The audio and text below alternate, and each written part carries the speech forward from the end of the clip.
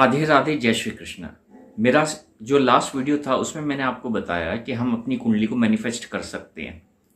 तो इसका जो सबसे बड़ा उदाहरण है आज मैं आप सबके सामने पेश करूंगा। श्री कृष्ण ने अपने आप को मैनिफेस्ट किया था। कैसे किया था बताता हूं।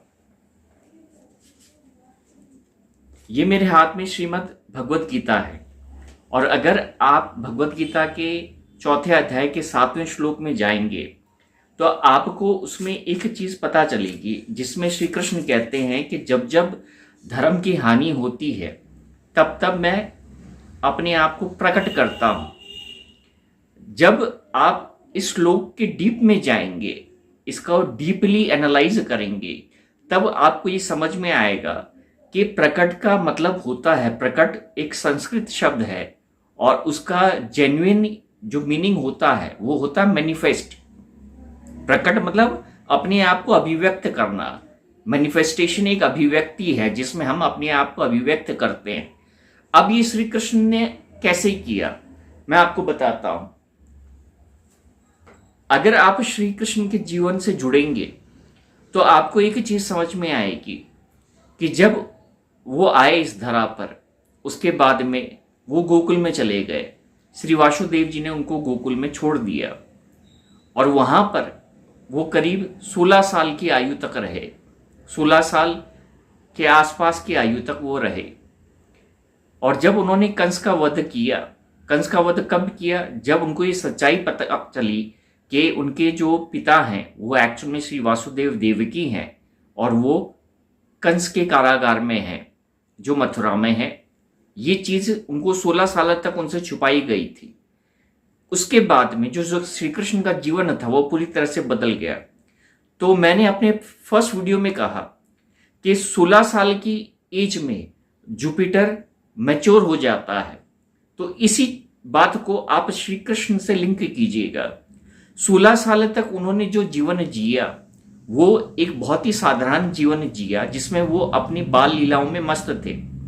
लेकिन जब 16 साल के अंदर उनको उनका पर्पज पता चला कि मैं यहां पर अपने माता पिता के लिए आया हूं और धर्म की रक्षा करने के लिए आया हूं, तो उन्होंने सब कुछ छोड़कर अपने पर्पज को चुना और कंस का वध किया। लेकिन कंस का वध करने के बाद में एक चीज जो हमें समझनी है, जो ये दुनिया नहीं जानती, वो आपको बताता हूं। श्री कृष्ण ने को योगी भी कहा जाता है, श्री कृष्ण को योगी भी कहा जाता है। लेकिन कहीं पर भी आप इनका डीपली जानेंगे, समझना चाहेंगे तो आपको ये कैसे पता चलेगा कि श्री कृष्ण भी एक योगी हैं। श्री कृष्ण ने योग तपस्या की थी और ये जो योग तपस्या थी वो साधारण नहीं थी।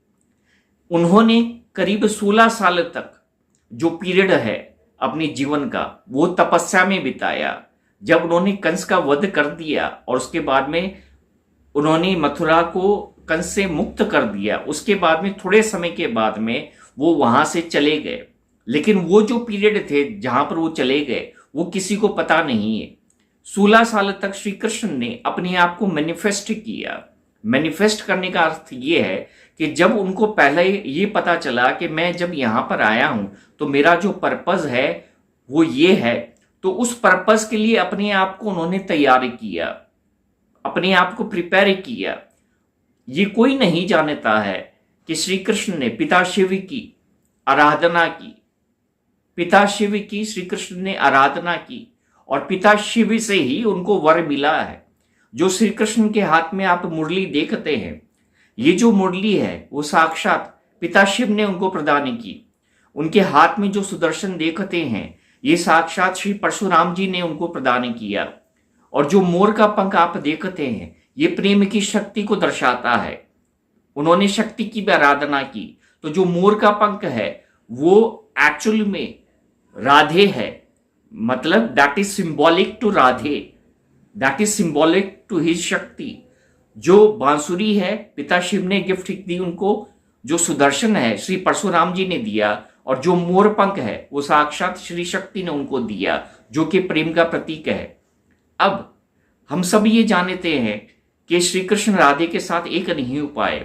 लेकिन उन्होंने श्री राधे को अपने अंदर मैनिफेस्ट कर लिया। मतलब जब हम कोई चीज को बाहर मैनिफेस्ट नहीं कर सकते हैं फिजिकली, तो हम उसका एक इंटरनल मैनिफेस्टेशन करते हैं। इसलिए उन्होंने वो तप किया ताकि अपने अंदर अर्धनारीश्वर ऊर्जा का वो निर्माण कर सकें, अपने अंदर अर्धनारीश्वर ऊर्जा का निर्माण कर सकें, जिसके अंदर वो अपना जो प्रेम है राधे उसको स्पेस दे सके। राधे फिजिकली कभी भी श्री कृष्ण के साथ नहीं रह पाई जब उन्होंने गोकुल को छोड़ दिया था, लेकिन उसके बाद में श्री कृष्ण ने श्री राधे को अपनी अर्धनारीश्वर ऊर्जा से पूर्ण किया, अपने अंदर उनको जीवंत किया, उस फेमिनाइन शक्ति को अपने अंदर जीवंत किया। अब कई लोग ये कहते हैं, मैं जो बोल रहा हूं उसको समझिएगा, कि श्री कृष्ण ने ये मैनिफेस्ट किया। मैनिफेस्टेशन का अर्थ ये नहीं होता है कि आप सोच रहे हैं वो मैनिफेस्ट हो जाए, आपको लिए उसका कर्म भी करना पड़ता है। तो जिस तरह से श्री कृष्ण ने अपने जीवन को जिया, तो उस तरह से जो उनकी स्टार की जो पोजीशन थी वो टोटली चेंज हो गई। और जब वो 47th ईयर में पहुंचे, आपको ये कहना चाहूंगा, ये बड़ी रोचक बात है कि जब श्री कृष्ण 47th ईयर में थे अपनी लाइफ में और Arjun was in the age of 45th year, तब महाभारत हुई थी, तब कुरुक्षेत्र का युद्ध लड़ा गया था। श्री कृष्ण की एज उस समय एग्जैक्टली 47th ईयर थी और अर्जुन की एज 45 ईयर थी। अर्जुन ने अपने आप को पूरी तरह से मैनिफेस्ट नहीं किया था, इसलिए श्री कृष्ण ने उनको भगवत गीता का, श्रीमद् भगवत गीता का ज्ञान दिया। और ये जो मैनिफेस्टेशन प्रोसेस है, जिस ज्ञान से उन्होंने अपने तप से जुड़ा, वो उन्होंने अर्जुन को कहा, और जो उन्होंने अर्जुन को कहा वो आज हम श्रीमद् भगवत गीता के थ्रू एक्वायर करते हैं, उस नॉलेज को, विजडम को।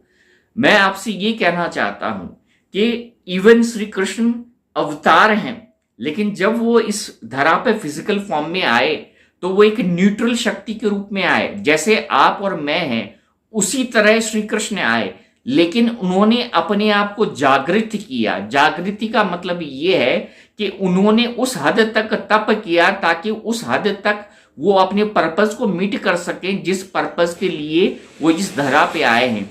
और जब आप अपने आप को उस तरह से मैनिफेस्ट करते हैं, तब आपकी जो वो पूरी कुंडली है वो चेंज हो जाती है। श्रीमद् भगवत गीता में श्री कृष्ण अर्जुन को ज्ञान दे रहे हैं। इसका सीधा सा अर्थ है, श्री कृष्ण के अंदर गुरु तत्व पूर्ण तरह से जागृत हो गया था। उनके अंदर जो ज्ञान था वो 16 साल की एज में जागृत हो गया था। 16 साल की एज में, जैसे मैंने कहा ना कि गुरु अपने आप को फुल्ली मैच्योर कर लेता है, मैच्योरिटी एज हो जाती है, उसी तरह 16 से लेकर 47 साल के अंदर ने श्री कृष्ण ने अपने आप को श्री नारायण के रूप में पुनः तरह से प्राप्त कर लिया था। हम सब जानते हैं श्री कृष्ण श्री हरि, श्री नारायण के अवतार थे। इसका अर्थ यह है कि from 16 years of age till the age of 47th year उन्होंने अपने आप को पूर्ण तरह से मैनिफेस्ट किया in the bigger picture, and that is in the role of Narayana. And through Narayana उन्होंने वो श्रीमद् भगवत गीता का ज्ञान दिया। ये मैनिफेस्टेशन का प्रोसेस होता है, और ये जो मैनिफेस्टेशन का प्रोसेस है ये साक्षात हम श्रीमद् भगवत गीता में देख सकते हैं। मैं अपने आप को प्रकट करता हूं, इसका अर्थ ये होता है मैं अपने आप को मैनिफेस्ट करता हूं, मैं अपने आप को अभिव्यक्त करता हूं। इसका अर्थ ये भी है कि हम बाहर क्या हैं वो मायने नहीं रखता, लेकिन हम अंदर से क्या हैं जब हम ये जान लेते हैं, तब हम एक शक्ति के रूप में अपने आप को मैनिफेस्ट करते हैं। श्री कृष्ण ने जैसे ही अपने आप को मैनिफेस्ट किया, उस तरह से उनकी जो स्टार्स की जो पोजीशनिंग है वो अपने आप से चेंज हो गई। ये चीज हमेशा याद रखिए, स्टार्स की पोजीशन आप तभी चेंज कर सकते हैं जब आपको पता है आपने किस हद तक किस स्टार के लिए क्या काम किया है। ये बहुत डीप प्रोसेस है और श्री कृष्ण ने इसको एक्वायर किया। श्री कृष्ण का जो विजडम है, श्री कृष्ण का जो नॉलेज है, वो आज अगर हम उससे थोड़ा बहुत भी जुड़ जाएं तो हमें एक जीवन जीने का राह मिल जाएगा, मार्ग मिल जाएगा। ये श्री कृष्ण की अनटोल्ड स्टोरी है, ये उनके जीवन का वो अध्याय है जो आप लोग नहीं जानते थे, जो मैं आज आपके सामने व्यक्त कर रहा हूं। श्री कृष्ण ने मैनिफेस्टेड हिमसेल्फ, श्री कृष्ण ने manifested his kundali, Shri Krishna manifested his Ardhanarishvara energy in himself, उन्होंने श्री राधे को अपने अंदर स्थान दिया, उन्होंने अपनी मैस्कुलाइन एनर्जी को अपने अंदर स्थान दिया और उससे यूनियन हुआ। इसलिए मैं आपको कहता हूं कि the year 47th year is the turning point of your life, क्योंकि अगर आप अपनी लाइफ से पूर्ण तरह से जुड़े हैं तो ये जो 47 का फॉर्मूला है जो मैंने अपनी लास्ट वीडियो में कहा, उसमें आप अपने आप को एक नई पर्सनालिटी के रूप में अभिव्यक्त कर सकते हैं, मैनिफेस्ट कर सकते हैं। मतलब आप वही रहेंगे बाहर से, लेकिन जो अपनी अंदर की आपकी ऊर्जा है वो आपको ये बता देगी कि आप कौन हैं। ये बहुत डीप चीजें हैं जो मैं आपको बता रहा हूं, लेकिन साथ ही साथ मैं आपको ये भी बता रहा हूं कि श्री कृष्ण ने हमें बताया है कि हम अपने आप को किस तरह से मैनिफेस्ट कर सकते हैं। हम अपने ही जीवन में एक नया जन्म पा सकते हैं, हम अपनी आइडेंटिटी को पा सकते हैं, हम अपनी कुंडली को चेंज कर सकते हैं। और ये वीडियो उसकी रूपरेखा है जिसके थ्रू आप इस प्रोसेस से जुड़ें और ये अपने अंदर विश्वास जागृत करें कि I have the power to change my stars, I can rewrite my destiny, the planets what I choose in my destiny becomes what I choose them.